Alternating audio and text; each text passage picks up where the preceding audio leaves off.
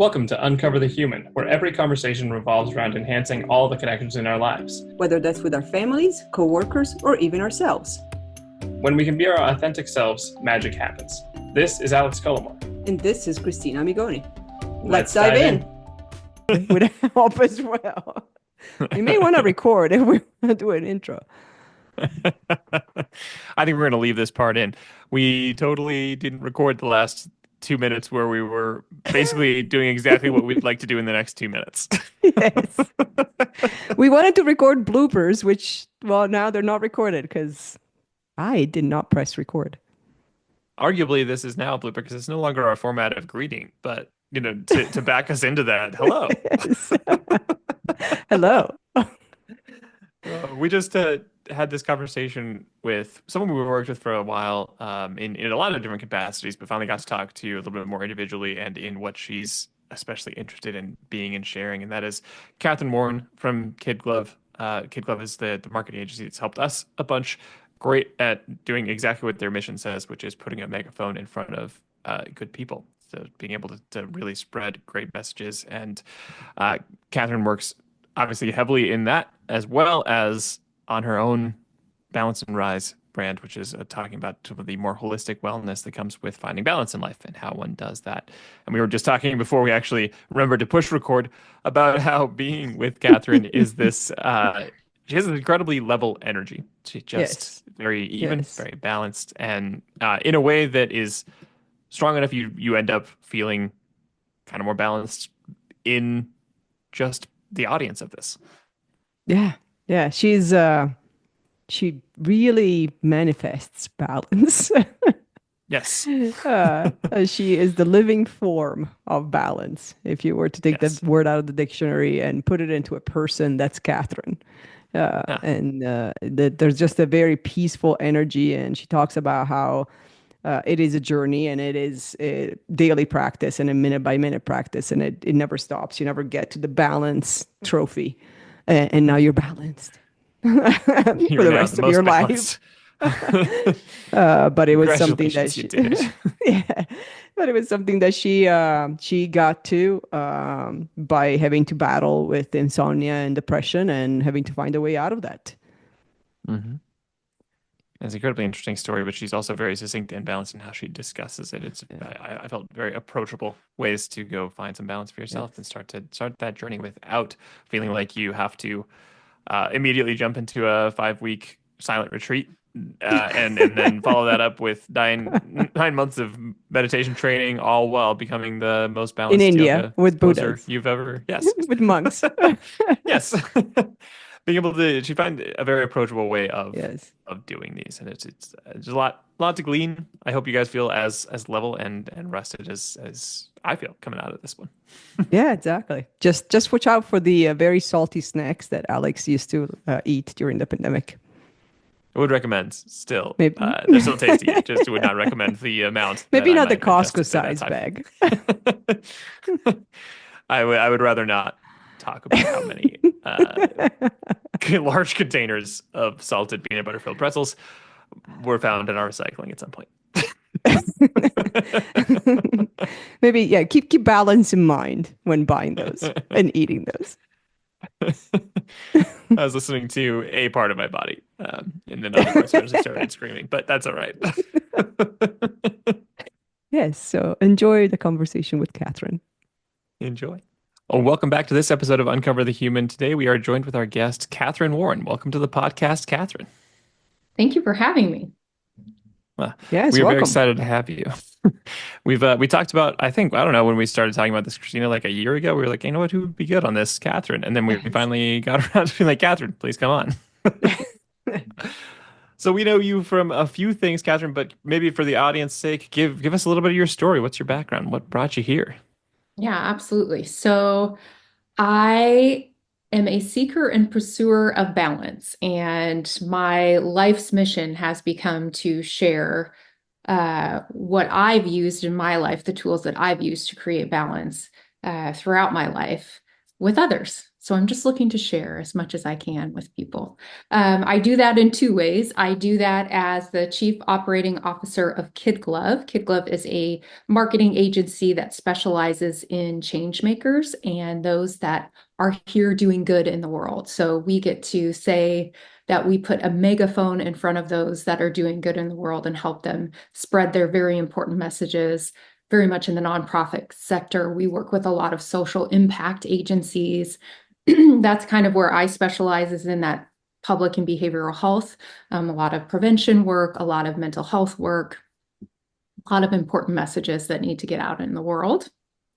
Along with that, I run a website called Balance and Rise, where I share my personal story of overcoming or working through a 20 plus year battle with depression and insomnia, and the tools that I've used to sort of overcome that and start living this life that at one point in my life, I would have never even known was possible. And a big piece of that toolkit for me is mindfulness. That's kind of the first step on my journey that really helped me understand that you don't have to react to your thoughts. You don't have to be run by them. I had chronic insomnia. That's kind of how my depression showed up, days, weeks without sleeping. And mindfulness was a big piece of the puzzle to helping me through that. And of course, once you start getting a little healthier, things come around for you, right? So that really sparked my desire to exercise, to eat a little healthier, to gain knowledge about what it feels like to have a more balanced life, to surround myself with healthier people and healthier practices. And so it all kind of just spirals from there. And the cool thing is I get to share that on my website, but I also get to share it with my team at Kid Glove or anyone I manage or speak to. So I feel like I just have all these arms, these tentacles of ways that I can do some outreach. I also founded the largest community yoga offering in Lincoln, Nebraska, as part of my teacher training community service. And so yet another arm, right, where you can expose people to these practices that I've found such tremendous gifts from in my own life. It's certainly not for everyone, but for those that it is, I just want to have as many angles as possible for people to be exposed to it. So the community yoga, for example, is a free public outside in nature, zero intimidation way to experience yoga and mindfulness. So just things like that, that create a lot of arms in what I do every day. That was a very long answer. It's good. No, that There's was so great. much there. There's a lot to. I do want to just Yes. highlight, because selfishly, we've enjoyed all of our work with Kid Glove. So just to add a little extra plug there, you guys have an incredible team. They are actually responsible for a website update that we are in the middle of that we will hopefully have out probably by the time this episode is out. So we really appreciate all of that. That's how we ended up meeting you, Katherine, and all the other things that you do on the outside of that are such a I can't recommend the blog enough. It's a wonderful place to go find a lot of resources, and it's really cool. I like your idea of tentacles, just having all these angles that you can go help people from, and finding that balance. It sounds like there's also so many different aspects of that you've started with mindfulness, but you talked about things like yoga, exercise, eating. Is it possible to be balanced without all of these things? Are these all a package deal? That's a great question. So, in my opinion, the growth is in the practice, not in the outcome. And so part of balance is coming in and out of balance, right? Maintaining that balance back and forth. So there are going to be times in your life where you're going to prioritize one piece of balance, one pillar of balance over the other, and vice versa. And then you're going to have something happen. I like to call it listening to the whispers, right? In your body. Your body is going to whisper before it screams at you, whether that's something physical or mental or burnout or otherwise, right? You're going to start to hear those whispers. And so I think those are the times when you really need to dive deep in all the tools to help you get back to balance. But I think it's unrealistic, and it's very much a part of balance to think, hey, this is not going to go perfect all the time. I'm going to be really solid on my sleep for a while, and maybe my eating's not as strong as it was, or hey, I'm deep into my mindfulness practice, but I have my work life is becoming a priority right now, and cutting out some of that mindfulness time. So I think it's always the coming out of balance and coming back into balance. I think that's where truly that great growth happens for you, that transformational, okay, now I can take this to the next level and the next level. So to answer your question, no, I don't think you need all of it, but I think you need to be actively engaged in your mind and body enough to know when you need to press the gas on those tools, or when you have time that you can let off a little bit. That's a great image. There's a million things I want to unpack just from that. And that's even without considering everything you shared before. I love the growth is in the practice, not the outcome. We talk about that quite a bit in different contexts on the podcast, because there is this almost obsession and expectations that it's all about getting to the finish line, and then somehow a miracle happens. And we're now eternally balanced, or eternally happy, or eternally fulfilled, or eternally whatever we're seeking. It's in that one thing, and it really isn't, because it's in the journey there and back, and it's in that constant. I was actually texting this morning with a friend how sometimes it feels like it's a cha-cha. It's like it's one step forward, two steps back, and now we're going again. And it's almost hard to get to the point of saying congratulations or what an achievement, because I'm like, well, but I'm not there yet. There is no there to get to. It's just constant practice, and some moments are better than others, and then we start all over again. Mm-hmm. I love your finish line reference, because there is no magic finish line to this, right? It is a lifetime practice. And I would assume for most people that listen to podcasts such as yours, that goalpost is going to move every time, right? You're going to hit it. It's going to feel good. And then you're going to have something else that you want to do, or something else that you want to accomplish. And then you're going to slide back. That goalpost, that finish line is going to slide back, or you're going to fall over and scrape your knee, and you're going to need to work on that and process that and come back to whatever you're working on. So it's a lifetime practice. There's no magic finish line, and even if there were, once you got there, you'd want to move it. Yeah, it's true. Yeah. I can't relate to anything that you guys are saying. I've just had a perfect upward trajectory that has always What's been the just view fine. from up there? It looks like more hill. No, that makes sense. I mean, even just physically standing on one foot alone in a room that is entirely quote unquote steady, you're never going to even hold still then. There's always something moving. There's always something that kind of moves. You're going to have some amount of tension just to hold that very specific, almost quote unquote easy balance. So I like the metaphor of balance, because it is just a continual practice. And I like that idea that if you do make that finish line, you're just going to create a new finish line. You're just going to create a new one, which is to say it's never really a finish line. It's just a marker, maybe a milestone, maybe just something that you felt glad to get to. Doesn't mean that it's the end of the journey. And it's important to celebrate that. Yes. It is important to celebrate those. I find it easier to celebrate when you notice somebody else getting to a milestone than your own. So, same friend that we've been texting, like she's been going through some pretty big, important balance work. And so I'm congratulating her, and she's like, but I'm not done. And I'm like, but I'm congratulating your progress. I'm congratulating the fact that you haven't given up. Yeah. And you're doing it, and it's hard, and most people wouldn't even want to do this kind of stuff.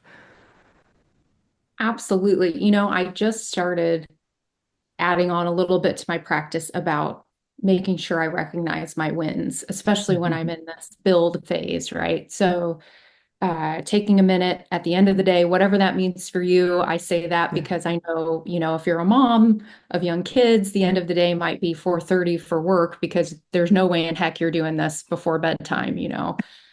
For me, I do it right before bed, but taking a minute to reflect on 2 to 3 wins of the day. Whatever, and that to me is a little bit different than gratitude, right? It's specific to when you're in the build. So what are my 2 to 3 wins of the day? And what are 2 to 3 wins I hope to accomplish tomorrow? This is not from me, by the way. This is from Dan Sullivan, but I'm really enjoying it. And so the 2 wins for tomorrow also helps you with mindfulness because it helps get that to-do list out of your brain and onto something concrete so you can enjoy your rest, enjoy your sleep, enjoy your book before bed or however you wind down. It kind of checks that off. Okay, I know what my wins are going to be for tomorrow, what I hope to accomplish, and helps you celebrate as a perfectionist who finds it hard to celebrate her own wins.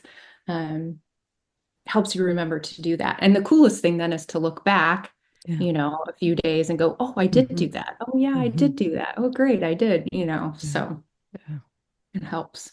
I like that. I've been journaling 3 gratitudes every day for like 5 years, I think, at this point. And yes, but it is different than the wins. And so I'm going to have to add the wins to my practice because I usually do the gratitudes in the morning. And I almost do them as a manifestation of, yes, there's things that I am grateful right now that have happened, but also what am I grateful that I want to see continue perhaps in the day. And so the wins it's a good perspective. Adding that to my list of bedtime routines. I love that. Yeah, I too am a gratitude journaler in the morning. That also to me is very interesting to look back on. Yes. To recognize that typically what's on that gratitude list are not the achievements, right? No, they're not. For me, they're the feelings. They're the emotions. And I also noticed, I know a lot of people, pick a word of the year. I think I might have done that in the past. I don't know. I've never intentionally paid a lot of attention to it. But if I had to look back to my gratitude, I would find what the words of the year were because it's the word that I continuously use for gratefulness. I know last year I used a lot of hope. I would say I'm grateful for hope, multiple days. And then so those are the themes that would be interesting to go back and look at. Yeah, I love that. That's very cool. I like the practices. How do you help people who maybe are just starting on this journey? How do you help them identify what would be helpful to do? There's just so many angles you can take. That's my love language. So I love sharing this with beginners and helping beginners understand that this is not all or nothing. This is not a rigid or structured way of being. This is if you have 2 minutes to close your eyes and focus on your breathing, start there.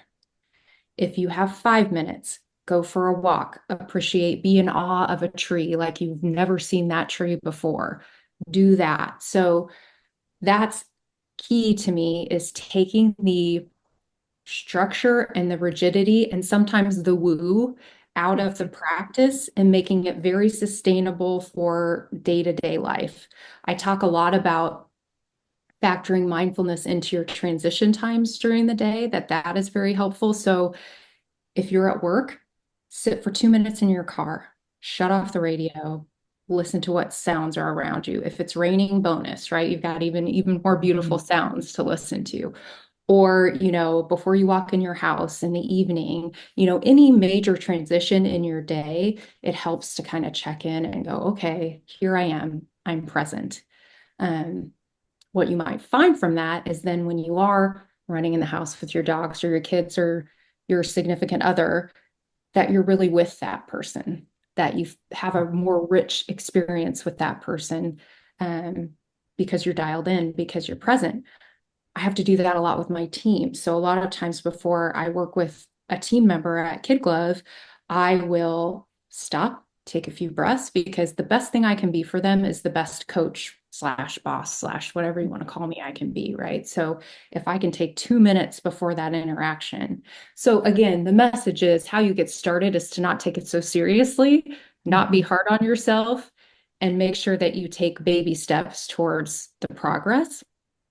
And then I'm very intentional with almost everything that I write, every blog that I write, everything that I do to say, I'm sharing what worked for me.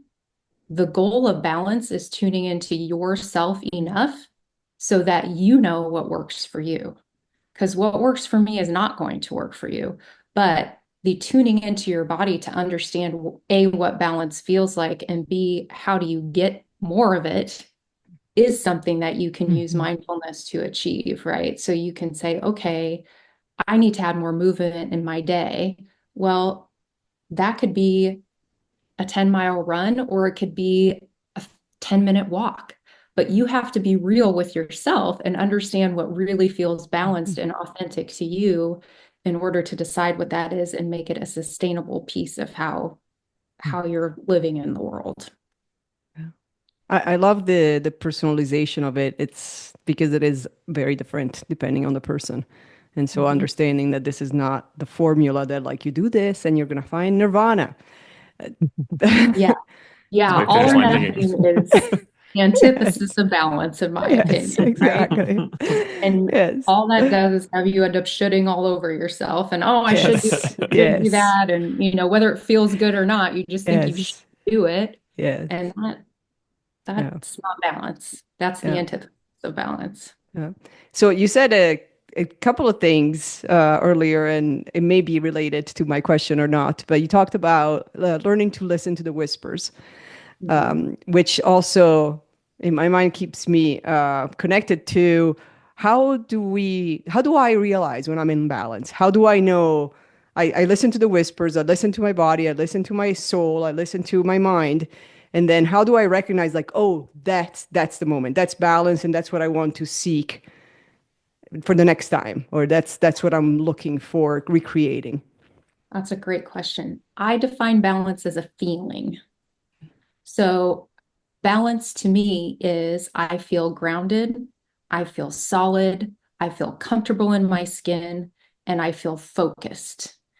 I feel like things are moving along at a pace that feels, it could be exhausting, but it's going to be that like energized exhaustion, or it could be light and easy, but it's going to be a focused light and easy. So to me, it's a feeling of being grounded, solid, present, and in your skin and comfortable with where you're at. So that to me is when I feel like, okay, I'm in this. And I'll tell you, that feeling showing up at work is especially wonderful because I know from podcasts I've listened of yours before that you also don't subscribe to the 8 to 5, 40-hour a week like mentality, right? And I think when you're in that place of balance at work, especially, I can run circles in an hour. You know what I mean? If I'm focused and in it and in what I'm doing, I think in that place, you can accomplish so much in so little time. So that's another time when I know it's almost that flow feeling that a lot of people talk about, being in flow allows you to get a whole lot done so that you can honor all your other practices that you need to stay in balance. It's a good call out too, because I think there's a lot of attachment to I'm going to find balance so that I can be more productive. And that is this weird, like outcome based way of trying to achieve balance. That's not really, I don't find that particularly helpful. I end up getting stuck to the outcomes. Then you end up in a lot of shoulds, like, well, I should be focused enough to be able to do this. Like, how come I haven't finished this? So why can't I get back to that? And it's not to say that it's not a huge benefit in productivity. You might absolutely feel like you can run those circles, have those hours. But when we start to treat that as the outcome, we start to lose the fact that we were doing this to balance internally, to balance ourselves. Right. Yeah. Because you want to find joy in your work, right? And that doesn't Ideally. have to do something super cool, even. You just want to find joy in it. And to me, joy means I'm doing what I want to be doing. I'm focused when I'm doing it, and I'm achieving an outcome that I can be proud of. I can do quality, focused work. And I think that's what most people want out of where you're spending a whole lot of your hours of your day, right? So, but yes, to me, that's just the work side. But yes, it's that feeling of solid presence. Yeah. I like that. How do you, and we've talked about this offline as well, but how do you help create a culture where that's not just you, Catherine, bring this because you do it on an everyday basis, but how do you help a team and a culture sustain that and foster that and grow that? Yeah. I think trust is a huge piece of this. So balance needs trust in order to thrive in an organization. So that starts with, hiring people you can trust, and then making sure that you honor that trust throughout your relationship with each other. So I think that's a huge key to balance. I think giving people a safety net. I call it a soft place to land, uh, to go out of balance, come back in balance, go out of balance, but still be a very productive part of the team. I think that's a huge place. So that psychological safety at work, I think, is a huge piece of creating this at work also. And then as a leader, I think it is incredibly important for you to manage your team based on their preferences that provide that balance for them. So, for example, a lot of leaders in the world perhaps would like their team to sort of cater to their preferences. So, I'm a phone person. If you need something, call me. Or, I don't want you to talk to me after 2 p.m. or whatever the case may be, right? I think it's the opposite. I think for every person you manage, you need to say, okay, how does this person need me to show up for them so that they can be their balanced and best and focused at work? So I may love a phone call, but I may have a younger team member who gets a lot of anxiety from me picking up the phone and calling them, or me saying, "Hey, could you call me when you get a sec?" As opposed to working in the ways that create balance for them. So maybe they want to text. I do have several team members I will send a message to and say, "Hey, I need to call you. It's no big deal. Is that okay? Can I, just to make sure I'm setting them up for success." I think that translates also to, you may have a team member that's going to feel abandoned if you don't check in with them every day. Mm-hmm. I have another team member that says, "Can you just leave me alone and let me do my work?" So I think that creates a lot of balance and culture, is being the leader that understands how each of your team members needs balance in their life, and honoring that in the way that you lead. Yeah, I love that. And I can already hear the peanut gallery complaining about that and saying, like, I can't possibly show up differently for 400 people that report to me. Yeah. Like, well, the first problem, you shouldn't have 400 people reporting to you. Let's Yes. fix that. Yeah, and also, yes, you can, because you show up differently for each of your kids and each of your friends, and each of the, show up differently for the Starbucks barista versus your mom. Right. Yeah, absolutely. And, if you're leading a team of 400, then you better find 6 of them that you can make great leaders to help cater to X% of that group, So yeah, that would be step one in Yes, that, step creating one. balance in your own work life. Find that balance in numbers. Yes. Yeah. So what would you recommend as far as like getting to know those preferences for people? How do you suss those out? How do you learn the ways to approach them? Yeah. You know what? I think you need to create balance in yourself so that you're able to have emotional intelligence and tune into their needs. You can ask too, Mhm. but I think, if you leader are in a place of balanced focus, you're gonna know those cues just naturally. It may come a little bit more naturally to me because I'm a discerner, but I do think most people could, pick it up just Yeah. by being focused and present in conversations with their team, and not thinking about what your next thing is on your calendar. Hmm.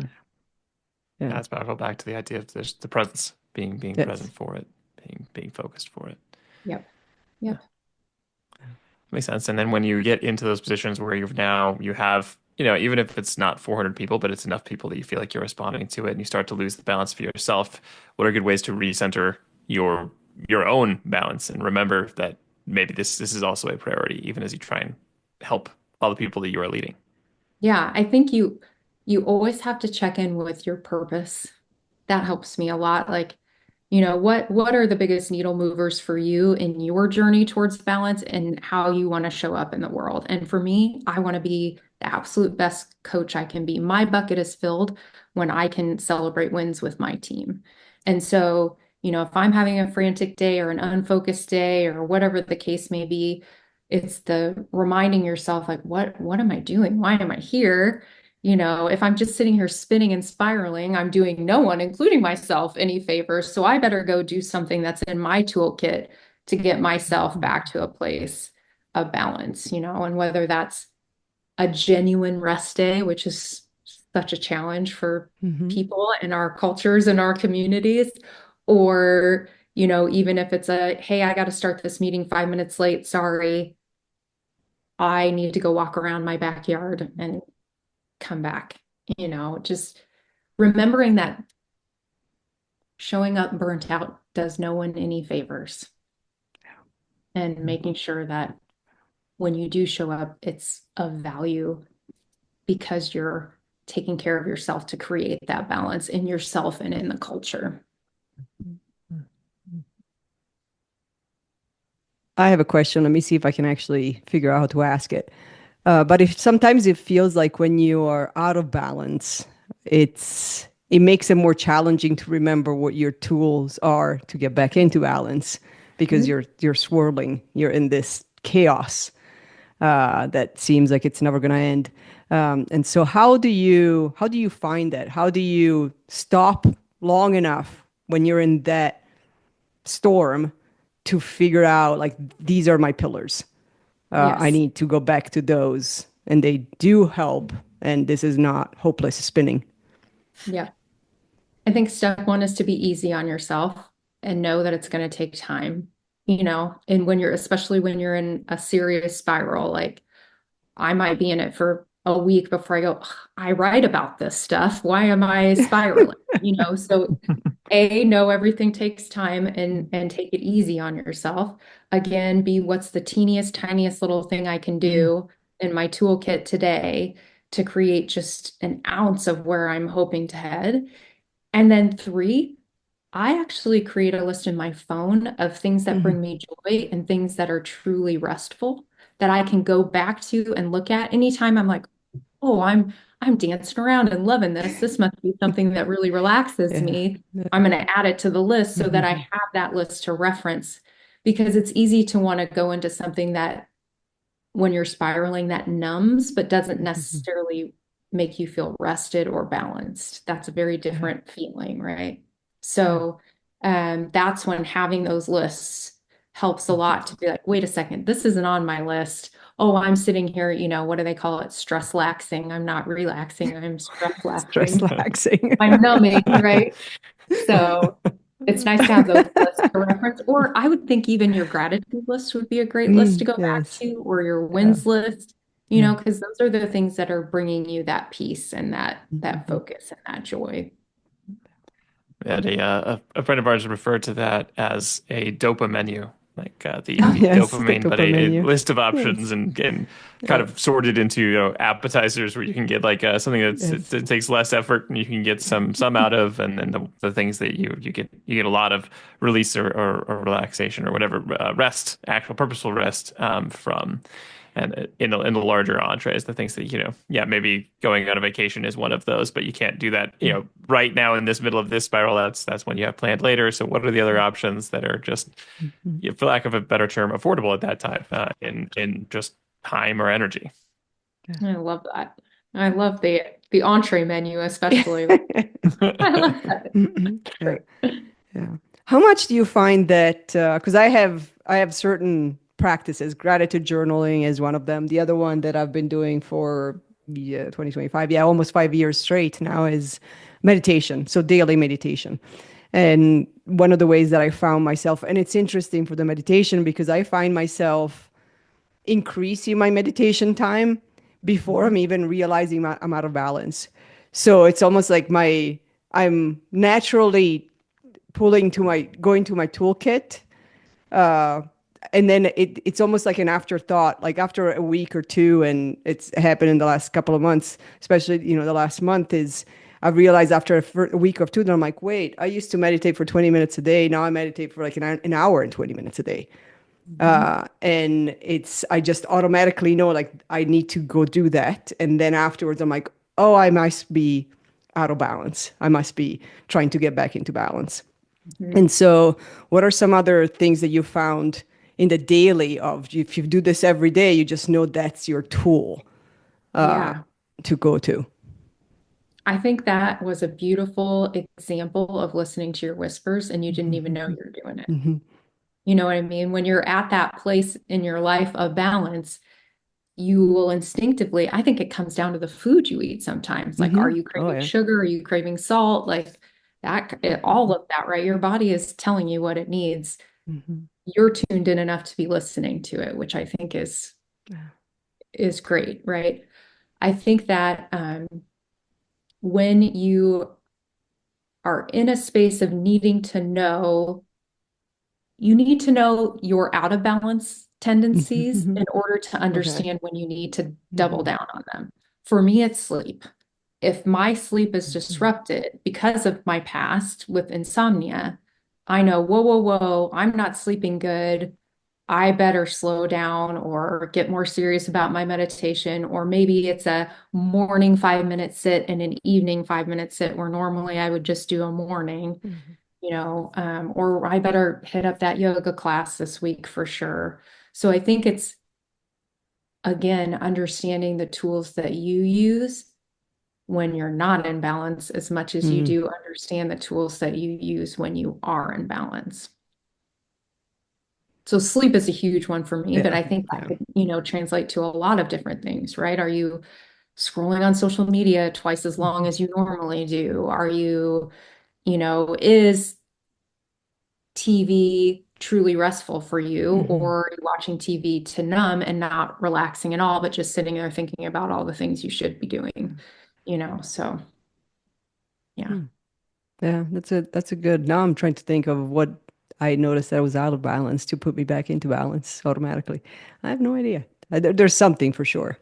Yeah. Sometimes even, and I'm not going to take credit for this either. This came from a therapist. Sometimes even thinking about the next achievement or starting an achievement can be an out of balance practice instead of an imbalance practice, right? Because you're looking to numb something else through your next goalpost. Yeah. Because it's the opposite of mindfulness. You're now in the future as opposed to realizing what's happening in the present. Absolutely. Yeah. That one's just particularly interesting because we have such a culture of trying to have achievements, goals, milestones, whatever. We want to hit this. We almost try to encode the kind of arrival fallacy into our DNA about like, well, I'll be happier when I get there. I'll be happier when I get there. I'll be happy when I get there. So there's a kind of a tension then between finding your balance, finding kind of some of yourself, as well as the natural human tendency to kind of continue moving for one, but also move towards growth, feel like we're building something, accomplishing something. How do you help yourself figure out what goals are worth pursuing? What are the ones that aren't the numbing achievements? Yeah, that's a great question. I think, again, it goes down to how do you feel when you're pursuing that achievement? What's the feeling? And if you can tune into the feeling, you will know whether that's an ego-driven feeling or a burnout-driven goal, or if it's a goal that is, again, giving you that sort of solid, focused, present feeling that says, okay, this is one to pay attention to. This is one to give my energy to, right? Because to your point, going, well, guess what never leaves you? Your brain, right? You can't outrun your brain. You can't scale, your brain is always going to be there no matter what. So unless and until you get real clear on when that feels good and when that doesn't feel good, I think you can still achieve a lot, but it's going to be a whole lot more painful and a whole lot less meaningful in the end, if that makes sense, right? I always say to people, if they're like, say, for example, on a weight loss journey, it's like, well, focus on your mental health first, right? Because otherwise, that journey can happen, but it sure is going to be a lot harder and a lot less sustainable. Because there's a reason that, you're doing things that take your weight out of balance, right? So, got to focus on the mental health first, always. Yeah. It's unlikely to be sustainable, and it's likely to be unsatisfactory if you do, even if you do meet the stated goal. Yeah. Because your brain's still there. It's always there. No matter what. Sometimes it doesn't feel like it, but it is. Yeah. So I'm going to steal a question from one of the many podcasts I listened to this weekend. I can't remember which one. Pretty sure it was one of the ones with Simon Sinek. But what's the role of other people? So of our connections to other humans, which is something that, well, we no longer, no, we can't outrun, just like the brain. We need it as well. So it's not just it's around us, but we also need for survival connections, deep connections with other people. So what's the role of the community, of those connections into finding our balance and maintaining our balance, or refinding balance when we're out of balance? Mm-hmm. That is a great question. And again, I think it's tuning into those internal cues when you're in those communities. Mm-hmm.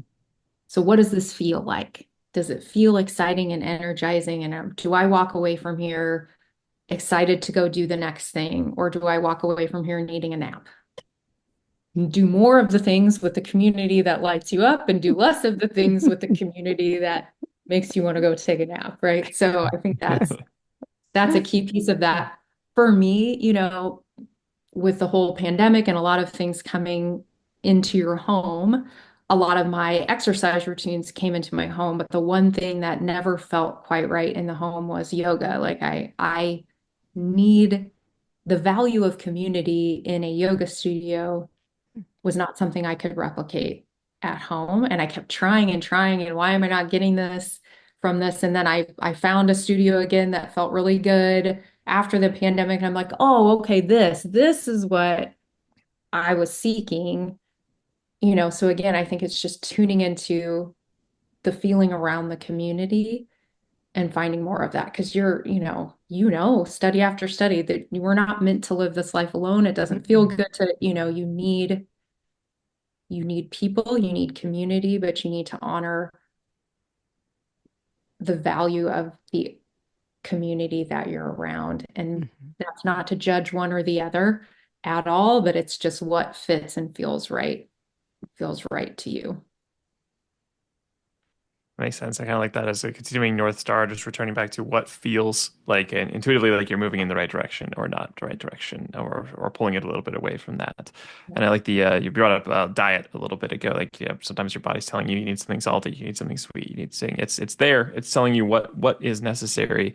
And one mistake I feel like I have made a few times. And so instead of saying this is universal, maybe it's just on me, but I think it might be a common feeling is when we discover something that works, we feel like we have to do that thing. But that might have only worked for this specific incident. This worked for now. That doesn't mean I needed salt. I liked that salty snack. That didn't mean that like next time I don't feel good, I should just load up on the salt. There's a chance that's not pushing the other direction. It's not just that worked and that will always work. It's that worked for then. And so if you go back to that North Star you're talking about of having that intuitive feeling of is this pulling towards something that is working, or is this pulling towards something that is draining? And that can change, and allowing for that to change has been something that I've occasionally struggled with about like, hey, this worked. Like, why is it not working still? This used to work. Why I've doubled down on it. What's happening now?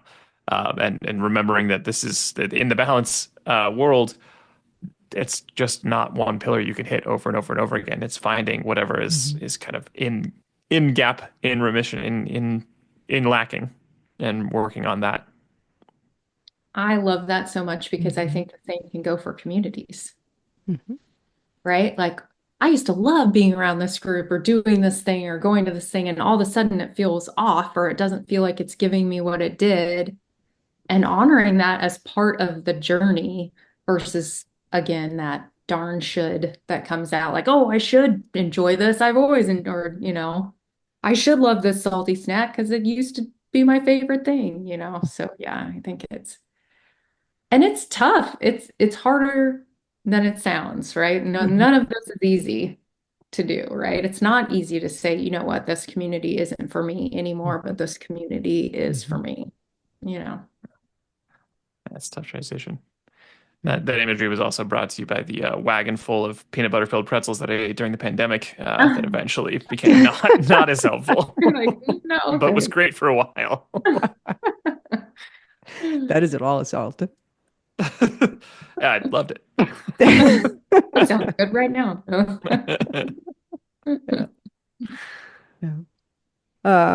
So last couple of questions for you. One is, what is your definition of authenticity? Raw, real. That's it. Someone who is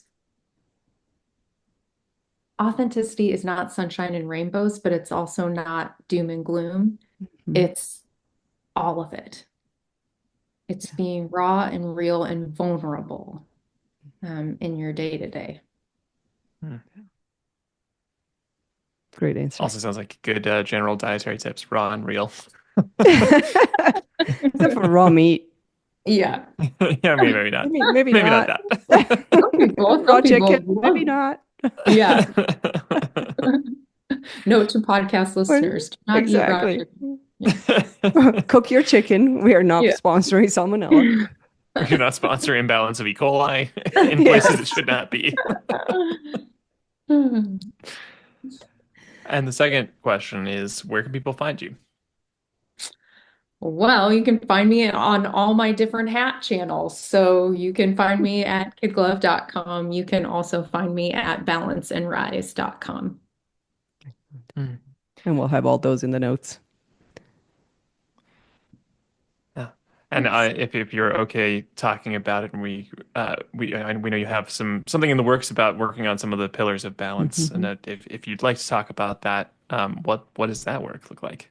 Yeah, so part of my word for the year, not part of it, my word for the year is of service.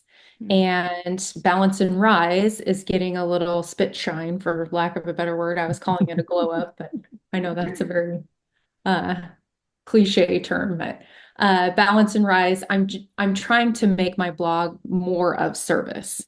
And part of that process is providing a little ebook about the 4 pillars as I see them of balance, and putting that on my website, as well as refining some of my blogs so that they are more how-to guides, so that you can read one and go, okay, here's one way, step 2, step 3, versus just sort of my thoughts and opinions on the topic. So yeah, I'm very excited about that, and thrilled to share that with the world here very shortly. So that's very exciting. That's exciting. Yeah, we look forward to checking that out when it's ready. Yeah. Thank you. Thank you so much, Katherine, for joining us, and thanks for all the incredibly helpful tips. And just congratulations, for one, on continuing just to celebrate you and your journey. You've done so much just even in the last couple of years since we've known you, and it's just exciting to see. And thank you for sharing that, because they're all great resources to go test things out, try things out, find your own balance, figure out what your right regimen and diet for now is. Yes. Yep. And thank you both. It's been an honor and a pleasure to talk to you today and to work with you throughout the last couple of years. You've been such a tremendous asset to the Kid Glove team and to my personal journey as well, and listening to your podcast. So thank you for that. Well, thank you. Yeah, we love working with your team, and I'm sure we'll be doing it again. Absolutely. Well, thank you. And thanks everybody for listening.